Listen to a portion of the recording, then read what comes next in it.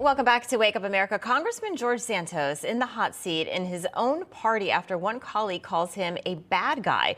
Joining us now for more is reporter for the Daily Caller, Brianna Lyman, and Project 21 National Advisory Board member and radio host Christopher Arps. Welcome back. All right, so Congressman James Comer has some strong words about controversial Congressman George Santos. Take a listen. Look, he's a bad guy. This is something that, it's really bad. He's not the first politician, unfortunately, to make it to Congress to lie. Elizabeth Warren wasn't truthful about her ethnicity, and I could go on and on. It's not up to me or any other member of Congress to determine whether he could be kicked out for lying. Now, if he broke campaign finance laws, then he will be removed from Congress. All right, Chris, want to get your reaction. Do you think Santos will be removed from Congress?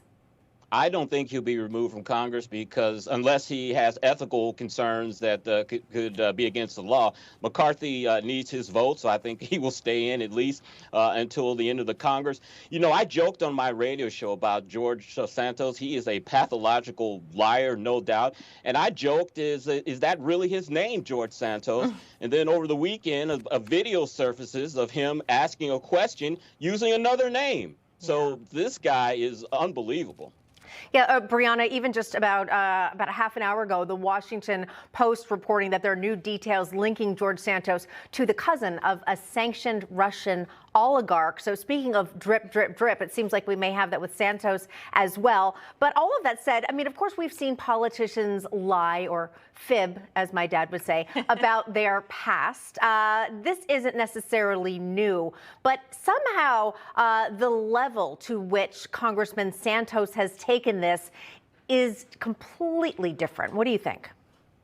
Yeah, I mean, this guy has built an entire fake backstory, whereas politicians, I mean, and Chris just mentioned, Elizabeth Warren says that she is Native American. We know she's obviously not. So, that's like a small little fib. But this guy, I mean, his Jewish heritage, he said his mom died in 9/11, his political background, his personal background, none of it makes sense. And I will have to disagree a little bit here, because even though Kevin McCarthy needs the seats, I think it's a really big disservice to the Republican Party. It's a big smear on the Republican Party, who wants to hold themselves as, a party that is of truth and of belonging to the American people. And when you have someone representing a group of people who were unfortunately voting under false pretenses and were misled by their candidate, I do think that he should be removed from Congress if there is a legal way to do so. Yeah, we'll see what happens. I feel like every day there's a new story about him that comes out. So let's talk about this new Gallup poll that says younger voters are rejecting both parties and they're going independent. I read this, guys, and it actually didn't surprise me. I mean, I'm listening to my oldest daughter, who's 17. She'll be able to vote soon. And she says, Mom, just both sides, we just can't agree with. We just wish there would be a middle party. What do you think about that? And do you think we're heading in that direction, Chris? I definitely think so. I think, Democratic Party, Joe Biden, they stressed right before the election that they were going to, with the student loan program, forgive some of these debts. We've seen that this has been held up in court. It's been almost held unconstitutional. So I think a lot of young people felt disenfranchised or felt disenchanted because that promise, which is very important to them to write off some of their student debt, doesn't seem to be happening. We know they are not necessarily conservative or Republican voters. They lean more to the left, and I think they're just disappointed, mainly because of the student loan situation, that it hasn't been resolved. And Chris, you actually wrote a very topical article in the Miami Herald, specifically saying that education and crime concerns are sending Black voters to the Republican Party. Tell us more about that. Yeah, I wrote an op-ed in support of Martin Luther King Day, which is today. He would have been 94 years old yesterday.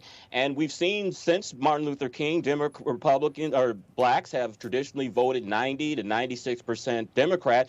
But we've seen that change with Donald Trump. He received in 2020 20% of the Black vote. He also increased his percentage of the female Black vote.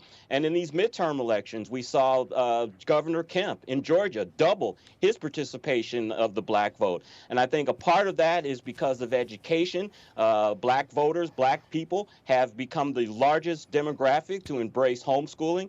And I also think crime is a big issue. We see this defund the police movement happening in our large cities, and most of the defund the police movement affects African Americans in lower income areas. So I think that is two reasons why we're starting to see a slow incremental change towards the Republican Party for African Americans. Makes a lot of sense. All right, we've got 45 seconds. This is my favorite part of a Monday. We do our winners and losers of the weekend. Brianna, I'll start with you. Who's your winner and loser? My winner is going to be Donald Trump because we see what happens with the Biden documents. I think it bodes well for Donald Trump and his Mar-a-Lago raid. I think the biggest loser is Adam Schiff. We saw the Twitter files recently come out, and I just want to give a quick quote from James Madison. He said, "Public opinion sets bounds to every government." Adam Schiff tried to stifle the First Amendment when people spoke out against the government, and now we're seeing it come to fruition because of Elon Musk. That's right, the Twitter files. Chris, go ahead. I think the biggest loser has to be Joe Biden, his administration, with these documents being released, a slow drip of that. My winner, hopefully, is tonight when my beloved Dallas Cowboys Buccaneers to advance in the playoffs. Tom Brady's never lost to the Cowboys, though. I don't know, Chris. I know. And whoever wins plays the Philadelphia Eagles, so watch out. Oh, boy. All right, winners and losers? Winner, Jacksonville Jaguars. I mean, hello, did you see that game? Amazing. Yeah. Loser, I'm with Chris, President Biden. Yeah. All right. Well, that's going to wrap it up. Thank you guys so much for joining us.